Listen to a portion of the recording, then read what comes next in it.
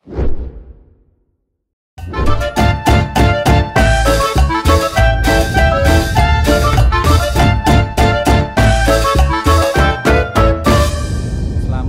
sore Sobat Cyber, ketemu kembali di channelnya Kampung Cyber di acara ngobrol bareng Kampung Cyber. Dan alhamdulillah puji Tuhan sore hari ini bisa rawuh Mas Agus dan Mbak Titin. Beliau berdua ini adalah pemilik usaha yang lumayan berkembang pesat di Blitar Raya, yaitu hoki konveksi. Untuk alamatnya mana, untuk prosesnya berkembangnya bagaimana, dan produk-produknya apa saja, mungkin nanti kita akan mencoba untuk bercerita dengan beliau berdua. Selamat sore Mas Agus dan Mbak Titin. Kali di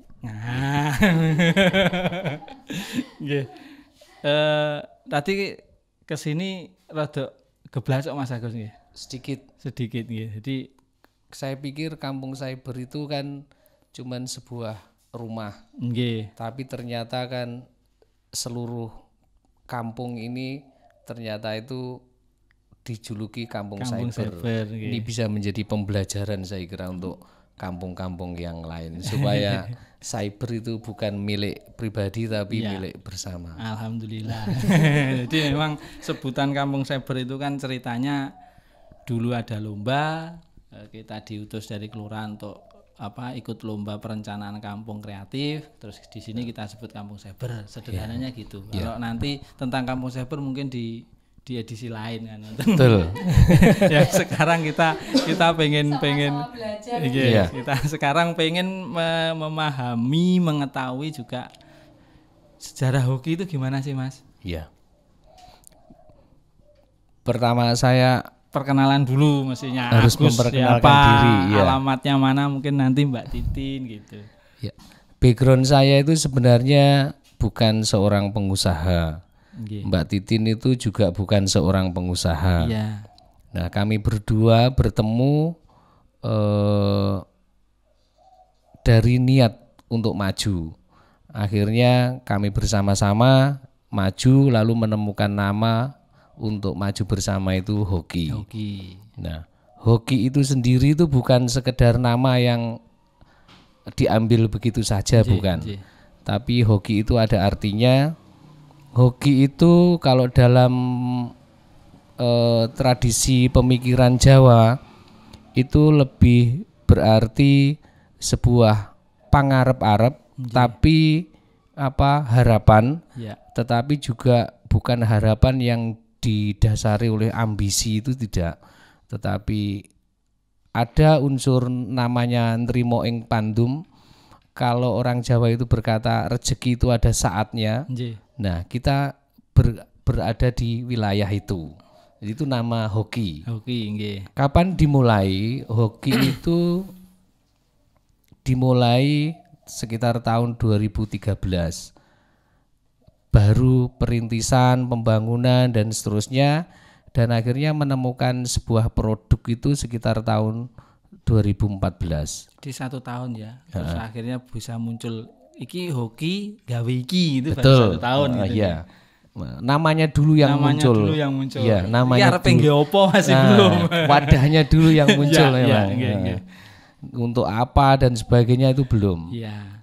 Lalu sekitar tahun 2014 akhirnya kita bergerak di dunia online karena kami berpikir sudah saatnya kita itu beranjak dari pasar tradisional ke pasar online. Modern. Nah, modern. Ini yang saya membuat kagum dengan apa yang disebut dengan Kampung Cyber itu, yaitu. Nah, tahun 2014 saya sudah memulai cyberisasi di barang dagangan. Sini baru tahun 2017 Mas Agus. Berarti duluan panjenengan sebenarnya. Jadi saya memang sejak awal itu tidak tertarik sama sekali dengan apa yang disebut dengan pasar tradisional. Kenapa? Pertama, saya sadar dengan apa yang saya miliki. Nah, yang saya miliki itu apa? Yang namanya pasar tradisional itu perlu bangunan, Nggih. perlu permodalan yang besar karena untuk tempat, untuk modal pembelian barang-barang dagangan itu harus siap semuanya.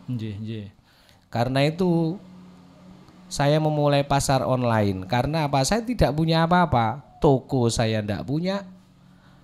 Barang isinya juga tidak punya. Jadi tekad. Modal juga tidak punya.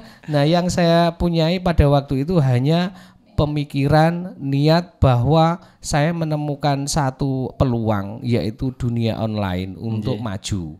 Lalu karena saya tidak punya produk, tidak punya peralatan, tidak punya sarana prasarana, ya saya mengambil barang dulu dari orang lain. Nah, dari mana saya menemukan barang itu? Sekali lagi juga dari online. Bukan dari kenalan. Jadi awalnya reseller ya? Betul. Saya awalnya seorang reseller dari beberapa produk dari Pandaan, dari Bandung.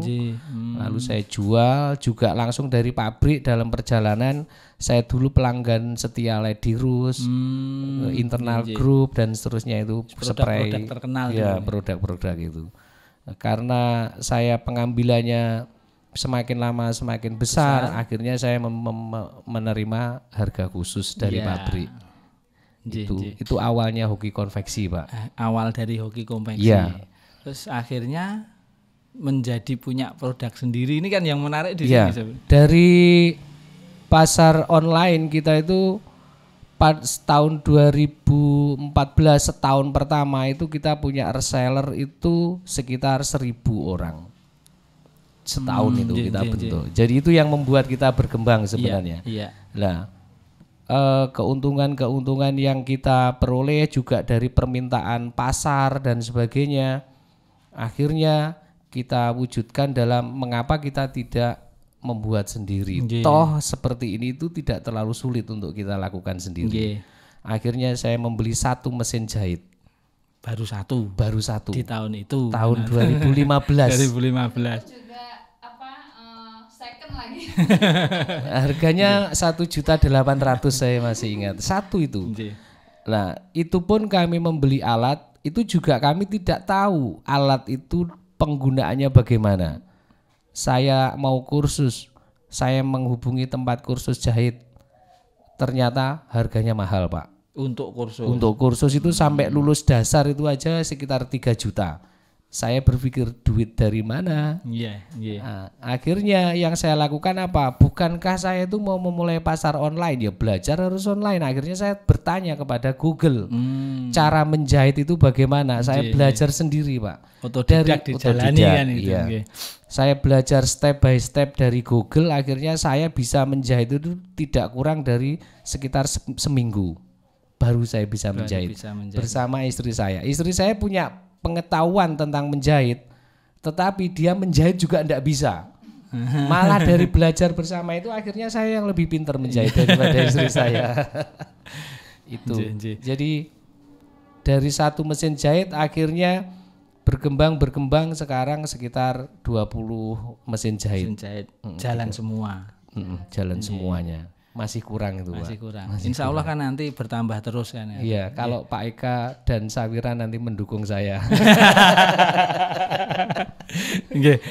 Ngapunten Mbak Titin, selama ini itu cerita awal dari Mas Agus kan seperti itu nggih. Nek jeneng istri itu belahan jiwa, belahan hati, mesti selalu support dan dampingi. Saat ini bentuk support dan juga mungkin komunikasi biar itu bisa berjalan dengan Mas Agus pripun, Mbak? Iki rada ngorek-ngorek titik iki mbok iku iso diturun karo wah harmonis kan gitu ya. Iya, ngaten Mbak Tin, monggo. Iya, terima kasih Pak Eka. Begini, kalau saya sebenarnya itu yang punya ide-ide awal itu sebenarnya saya. Ngaten malah. Ya, dari saya itu karena dipaksa Pak awalnya. Keterpaksaan sebagai ibu rumah tangga ya Pak. Awalnya keresahan yang tidak memiliki pekerjaan gitu loh Pak. Sebenarnya dulu sebelum kita memulai usaha itu saya juga bekerja di suatu instansi perbankan swasta.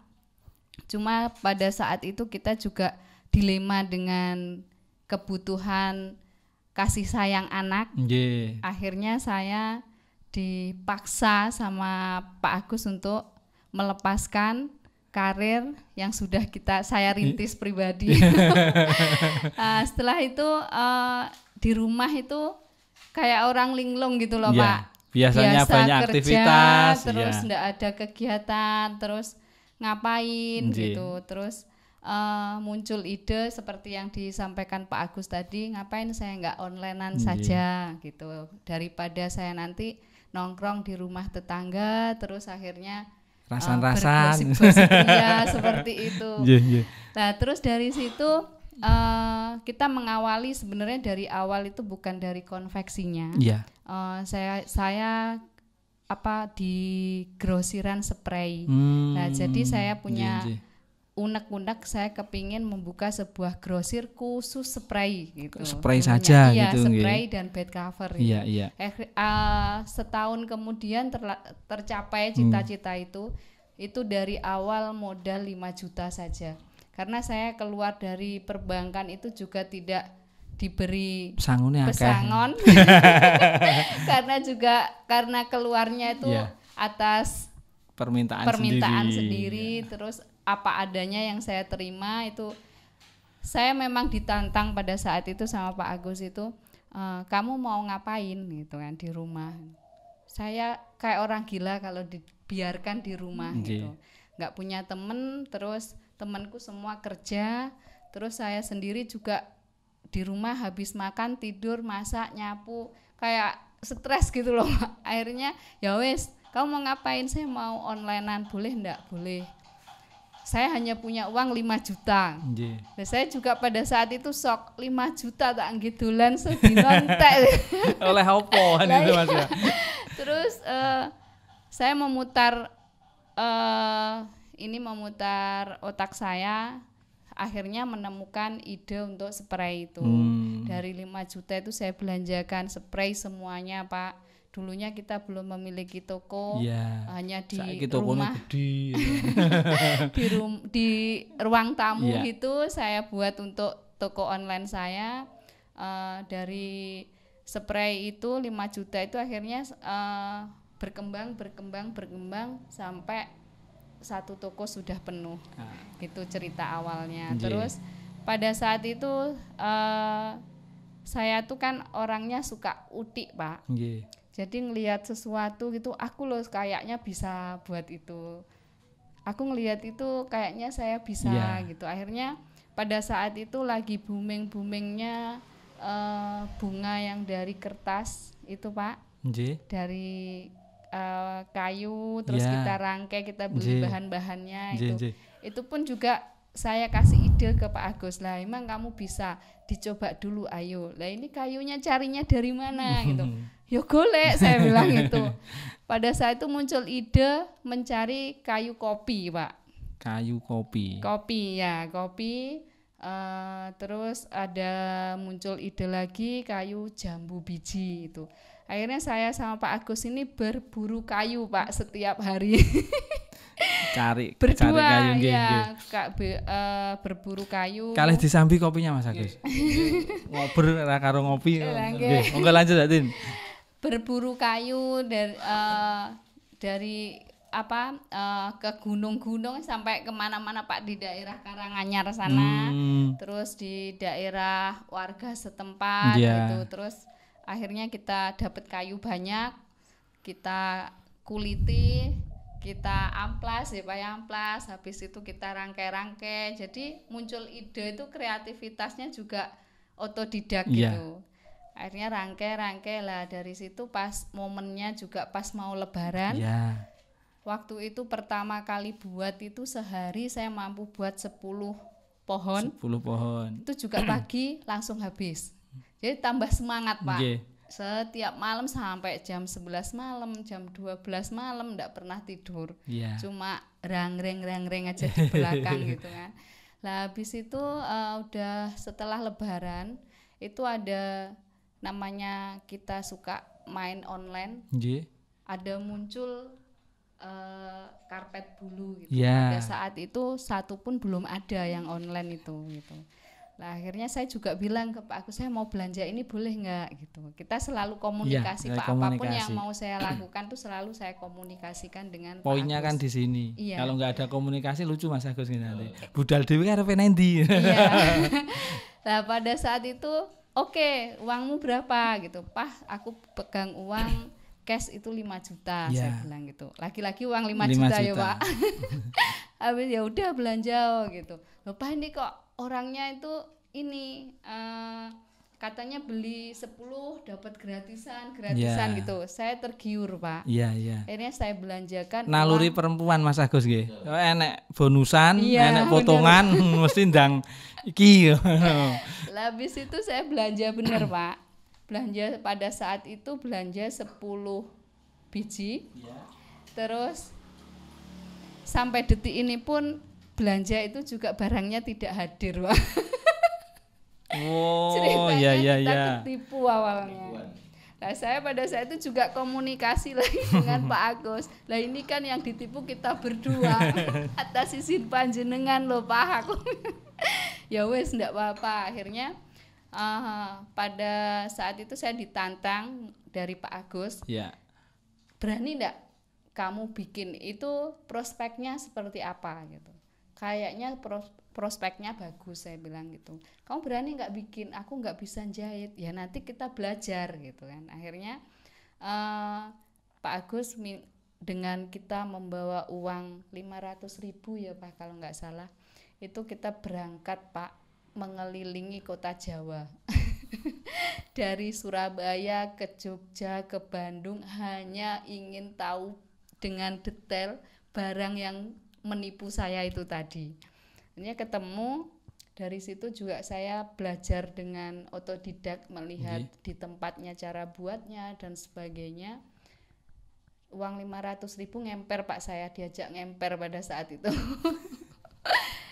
Terus pulang dari Bandung, terakhir dari Bandung kita berbekal kain cuma 5 meter pada saat itu, beli di sana 5 meter karena uangnya juga cukupnya segitu gitu. Akhirnya nyampe rumah uang yang 5 juta 2.400.000 kena tipu, sisanya 500 saya pakai ke Bandung, masih sisa sekitar 2 juta sekian gitu. Saya belanjakan mesin jahit itu. Nah terus belajar dengan ya seperti yang diceritakan Pak Agus tadi. Akhirnya saya berdua sama Pak Agus sampai bisa itu belajar 1 bulan tuh baru dapat 1 Pak. 1 bulan 1 produk. Iya. Lah pada saat itu kan saya sering ibu-ibu tetangga Pak. Ibu-ibu tetangga itu sering main ke rumah. Itu kan, Mbak sampean itu ngapain toh gitu. Kok enggak pernah keluar. Saya tuh juga malu ya. Ndak malu ya harus cerita kan Pak. Saya tuh sebenarnya belajar ini loh Bu, jahit ndak bisa gitu. Lah pas kebetulan orang yang ngajak ngobrol saya ini penjahit. Di rumah itu beliau menjahit pakaian dan sebagainya, dan beliau juga cerita bahwa membuka modest gitu. Loh Mbak Titin mau saya ajarin Bu, saya ndak mampu bayar, saya langsung gitu. Akhirnya diajari dan murid-murid beliau itu diarahkan ke saya dikasih masukan, Mbak kenapa enggak ibu-ibu rumah tangga yang belajar jahit ke saya, itu kasihan pekerjaan itu muncul idenya dari situ. Mbak Titin tidak perlu modal karena ibu-ibu ini sudah memiliki mesin di rumah. Nah, akhirnya saya ngobrol dengan Mas Agus lagi. Saya butuh seorang yang bisa desain gitu awalnya. Nah, kebetulan beliau ini juga belajar desain otodidak, itu juga sudah memiliki skill di situ. Akhirnya saya ajak melengkapi unek-unek saya, ide saya tadi. Akhirnya beliau bisa, ya wes saya bantu untuk desainnya gitu. Nah, terus pada saat itu pun Pak, saya itu juga dapat ini saya memiliki anak bujang 1 yang luar biasa juga pinternya. Ini bukan pinter akademik loh. Nah itu teman-temannya itu suka main ke rumah gitu awalnya. Nah, saya selalu bertanya sama anak-anak ini kan, kamu nggak sekolah, kamu sekarang kegiatannya apa? Itulah saya akhirnya kenapa saya enggak membuat sebuah wadah. Pertama saya kepingin anak saya itu biar di rumah pulang kan itu. Iya, kerasan yang ngomah itu nih di situ. Kerasan di rumah. Terus biar teman-temannya itu selain main juga bisa berkarya. Gitu, awalnya gitu. Akhirnya saya ajak ngobrol, nggak apa-apa Bu kalau ini saya kan lebih suka bisa buat beli rokok awalnya gitu. Akhirnya saya atas izin Pak Agus diizinkan, akhirnya saya tarik mereka dari 1 orang menjadi 5 orang menjadi 10 orang hingga saat ini sudah 54 anak yang dalam pendampingan saya, anak-anak saya yang maju saat ini ya Pak. Alhamdulillah yang saya sangat bersyukur. Mereka selain bisa berkreasi, berkarya, mereka tetap bisa melanjutkan sekolah. Jadi malah meneng Mas aku. Menengnya ini atau begini. ceritanya apa? Di akhir-akhir ini tadi kan ada sentuhannya begini. Ternyata keresahan seorang ibu kan itu ya. Awalnya kan keresahan seorang ibu, terus support dari suami yang luar biasa. Nyawang putrane iki jarang ning omah kan itu ya, jarang ning omah. Akhirnya piye carane anakku ben kerasan ning omah gitu. Sebenarnya sekarang itu dilema saya juga. Nek wis dolanan HP neng gedung Mas, jenenge Kampung Cyber ya. Kon mulih yo angel gitu. Ini kan dilema juga akhirnya. Apa yo tak gene dolanan ning omahe apa yo kan gitu. Jadi poinnya yang ini tadi sebenarnya bahasa tersirat dari Mbak Titin yang tersampaikan bahwa jane aku ya krungu denger-denger kan gitu bahwa di situ kan sebenarnya di hoki konveksi ini tidak sembarang tenaga kerja yang diajak untuk memproduksi gitu, tapi ada anak-anak pang, ada anak-anak yang memang putus sekolah dan lain sebagainya kan gitu ya. Makanya sebenarnya itu tadi kan clue yang disampaikan Mbak Titin, kok sampai sebegitunya ini Mas Agus. Maksudnya kok sampai sebegitunya akhirnya punya kerentek untuk bisa mengajak mereka, dan alhamdulillah saat ini kan mereka juga bisa menghasilkan sesuatu. Ternyata anak-anak ini bukan anak-anak sembarangan, mereka punya potensi dan lain sebagainya. Iso nemokne kuwi piye Mas Agus? Menemukan anaknya itu tidak terlalu sulit. Ya. Karena menemukan akhirnya anak-anak yang ternyata ini loh gitu. Betul, yang anak-anak yang berada dalam situasi putus sekolah, yang tidur-tiduran di pinggir jalan, itu setiap saat bisa kita temukan. Nah, dari mana ide itu muncul ya itu tidak lepas dari nama hoki itu sendiri. Jadi hoki itu kan tidak hanya kita menerima, tetapi kalau dalam ajaran agama kita itu sudah menerima anugerah, tugas kita harus membagikan anugerah itu kepada orang lain. Kudu iso weweh. Betul. Kan kalau teorinya orang beragama itu dimanapun agama apapun, yang namanya siklus iman itu kan harus iman itu kan harus membentuk sebuah siklus. Kita diberi, kita harus menerima terus seperti itu.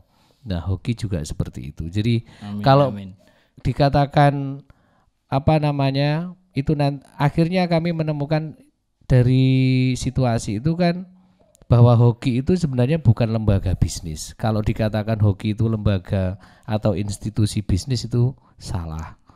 Karena pondasi utama hoki itu adalah karya sosial, pemberdayaan.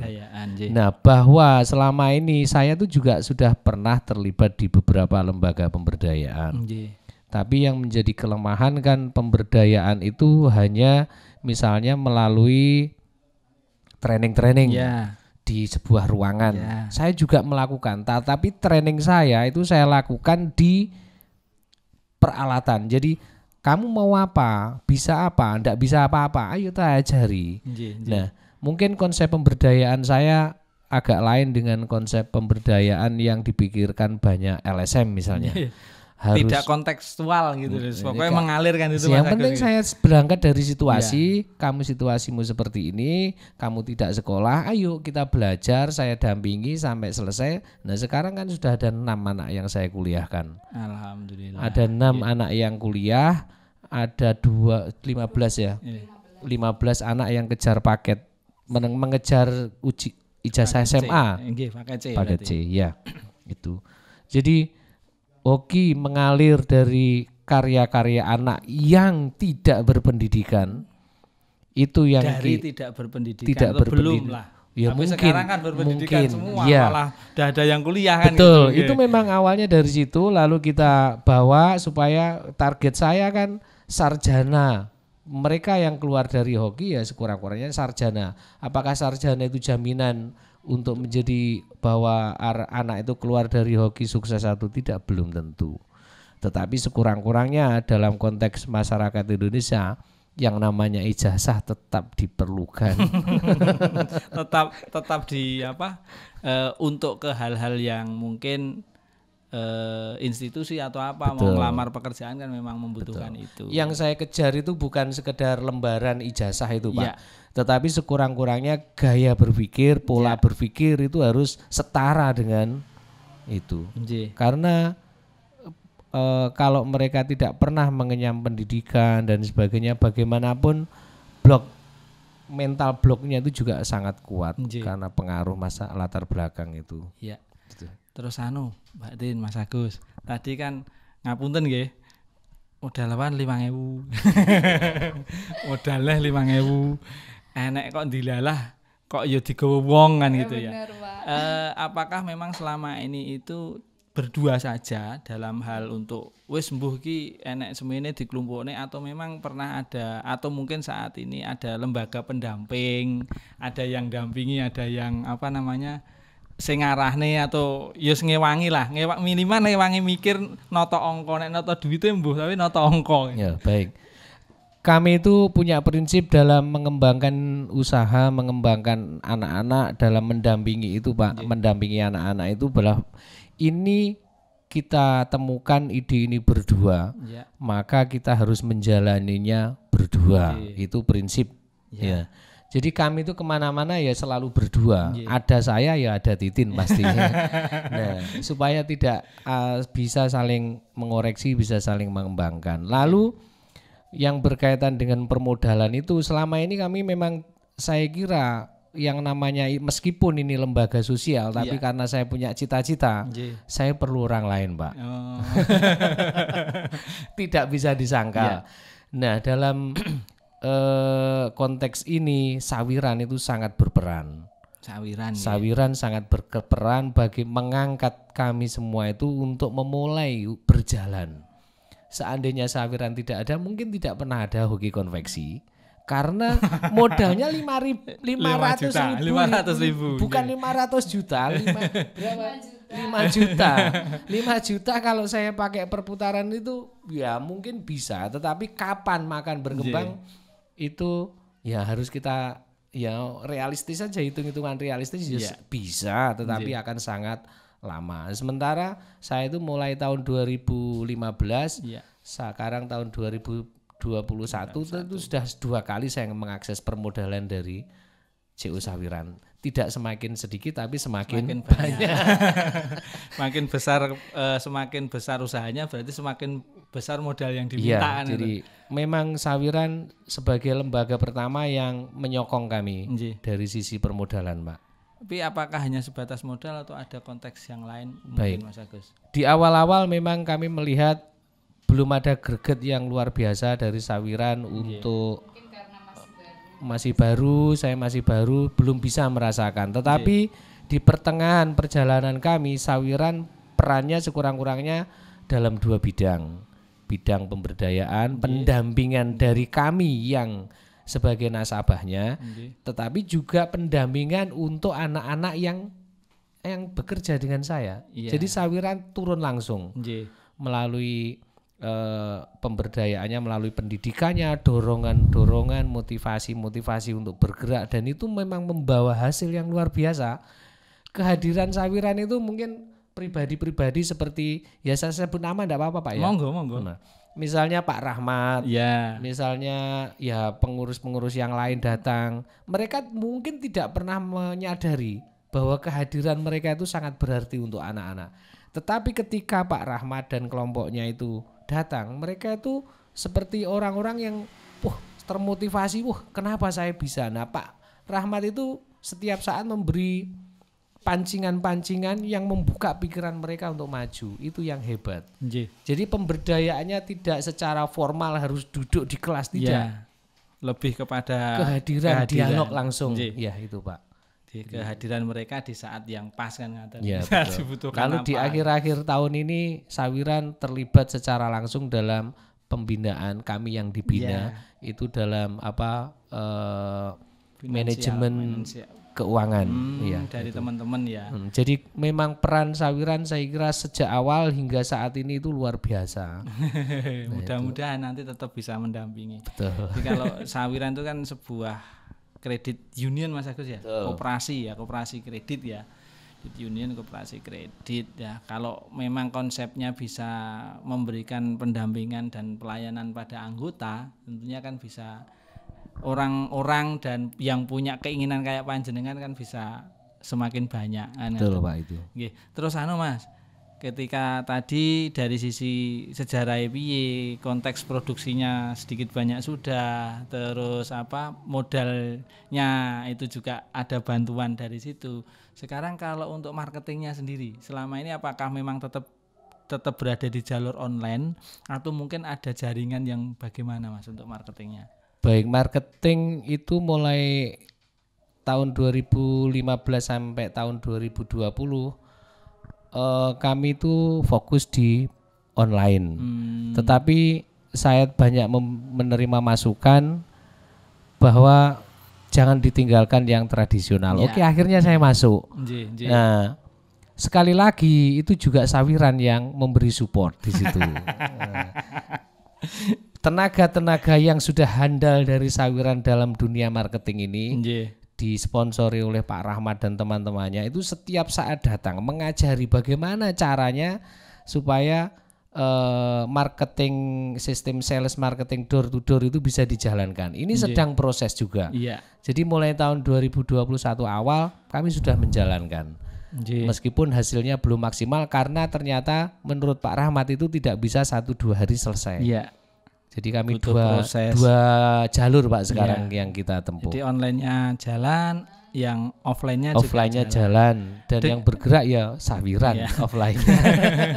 Nah, dengar-dengar kan sudah buka cabang yang di Kademangan. Betul. Terus satu lagi di mana? Alhamdulillah kan sudah jalan yang cabang itu untuk hokinya.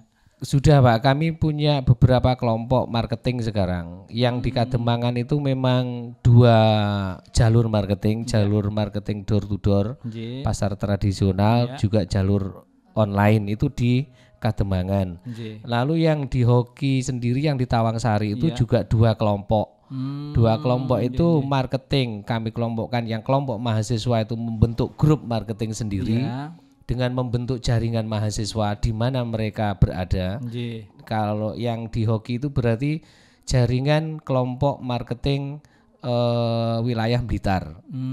Jadi itu wilayah Blitar dan 1 anak yang dari Tulungagung. Lalu juga ada marketing yang pasarnya pasar bebas kemana saja. Lalu yang di daerah Sidodadi kami membuka sebuah tempat Sidodadi Garum itu didukung oleh Sawiran. Kami akhirnya mampu mendirikan sebuah kelompok. Ya semoga itu nanti bisa menjadi kelompok untuk kreativitas, mengembangkan kreativitas juga untuk pembinaan. Amin. Lalu 1 kelompok lagi itu di Malang. Marketing di Malang itu adalah marketing kelompok mahasiswa yang kuliah di Malang. Anak Blitar yang kuliah di Malang. Anak hoki juga, anak dari hoki konveksi kita kirim ke Malang, 1 kuliah di Macung, 1 kuliah di Universitas Wisnuwardana. Dan itu membawa misi untuk marketingnya hoki. Betul. Wah, luar biasa. Nah, di sana mereka membentuk kelompok marketing lintas universitas tapi khusus mahasiswa Malang. Jadi supaya mahasiswa itu pikiran saya Pak, kamu sekolah itu sudah tidak hanya mengejar ilmu tetapi juga belajar itu kan tidak hanya di sekolah tetapi kan di mana saja.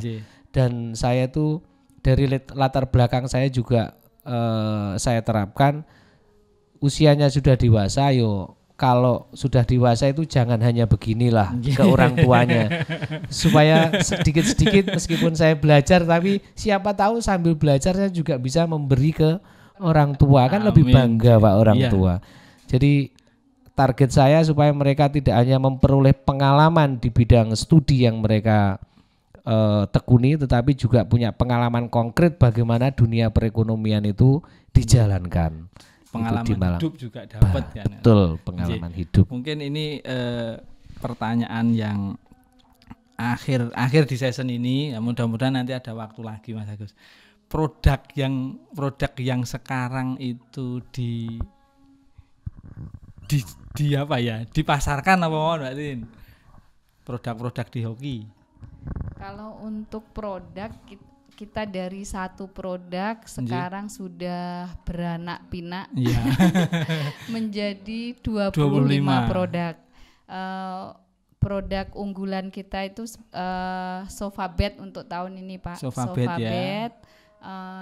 Kita kan bergelut di dunia kain bulu Pak. Jadi kain bulu ini kita diolah menjadi beberapa produk.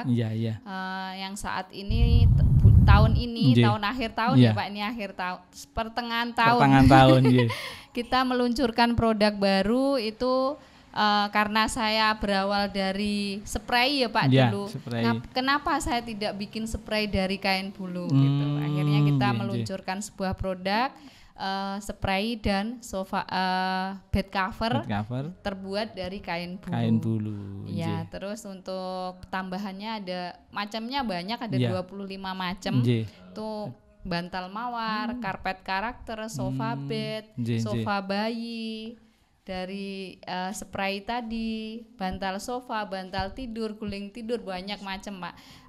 Di sini seperti tadi disinggung Pak Eka yang cerita bahwa kita memiliki anak-anak berbagai karakter ya Pak. Itu pun juga tidak serta-merta kamu harus jahit, kamu harus ngisi bantal, kamu harus enggak. Seperti anak pang kita arahkan untuk di dunia sablon Pak. Jadi di sablon untuk pembuatan kaos sablon dan sebagainya itu kita arahkan ke anak-anak pang. Karena kaos yang saya pakai ini bikinan sendiri. Itu Mas Agus ya. Iso pesen berarti kok. Tidak pernah pesan kaos dan buat desain dibuat sendiri, kaos bikin sendiri. Ini ngober neng hoki konveksi ya. Seperti itu. Terus untuk produknya seperti yang saya jelaskan tadi Pak Eka. Untuk harga terjangkau ya Mas Agus Mbak Titin ya. Enggak mahal-mahal banget kan itu ya. Kalau soal harga Pak, kita berani memberi jaminan karena selama ini kan ya selain sawiran dari sisi permodalan, tetapi kita beruntung karena hoki konveksi ini didukung oleh banyak pabrik, sekurang-kurangnya ada 4 atau 5 pabrik. Sponnya kita langsung dari 2 pabrik, dari Serim dan dari Royal. Itu langsung dari pabrik. Lalu kainnya juga ada 3 pabrik, namanya pabrik Karindo, kain bulu, ada pabrik Selindo, Kurnia Sindo, itu semua pabrik kain bulu. Jadi kita tidak mengambil eceran Pak. Memang modal yang diperlukan besar, karena itu saya sangat mengharapkan sawiran karena itu supaya harganya bisa bersaing. Apakah bisa saya mengambil dari pasar langsung pembeli? Bisa. Tetapi selisihnya bisa. Saya beri contoh, kalau saya beli kain seperti yang dipakai Mbak Titin ini, kain spray, untuk spray itu 1 meter itu di Blitar paling murah itu untuk standar kualitas yang bagus katun itu 30.000. Kalau saya ngambil kain dari pabrik langsung per meter 15.000, separuh sendiri. Makanya harganya bisa bersaing. Gitu Pak. Terima kasih Mas Agus, Mbak Titin yang sudah kerso berbagi pengalaman, berbagi Nggih, berbagi pengalaman dan mudah-mudahan nanti kita sesi kedua bisa di sana sambil lihat produksinya dan lain sebagainya. Kalau diizinkan loh ya. Saya sangat terbuka Pak Eka, nanti saya mau memperlihatkan hasil anak-anak. Keduanya tahun ini saya sebenarnya sangat berterima kasih kepada CU Sawiran. Saya sudah dibuatkan sebuah gedung untuk teman-teman dan anak-anak saya berkarya yang lebih luas, yang awalnya cuma 9 kali 14 meter, sekarang kita sudah memiliki gedung yang 13 kali 50 meter. Alhamdulillah. Nah, mungkin nanti next time-nya kita ke sana. Gedung baru Pak Eka. Mau pamer saya. Oke, terima kasih. Insya Allah nanti ada waktu kami bisa dolan ke sana untuk bisa tahu produksinya seperti apa. Banyak hal yang menarik dari hasil saya sharing dengan beliau berdua. Minimal bahwa setiap langkah atau setiap apa yang kita inginkan itu memang butuh perjuangan, tidak serta-merta bedundu oleh hasil kan begitu. Dan ternyata juga banyak support juga dari beberapa pihak, banyak dukungan juga, banyak doa. Nah, mudah-mudahan nanti ke depan atau beberapa waktu ke depan kita bisa sowan ke sana. Satu, endose CU Sawiran aja sampai lali deh. Padahal kita nggak ngomongkan CU Sawiran, tapi karena memang beliau beliau banyak dibantu, akhirnya itu muncul menjadi salah satu support dan dukungan. Demikian Sobat Saber, kita ketemu lagi di lain waktu. Salam literasi, salam kreatif.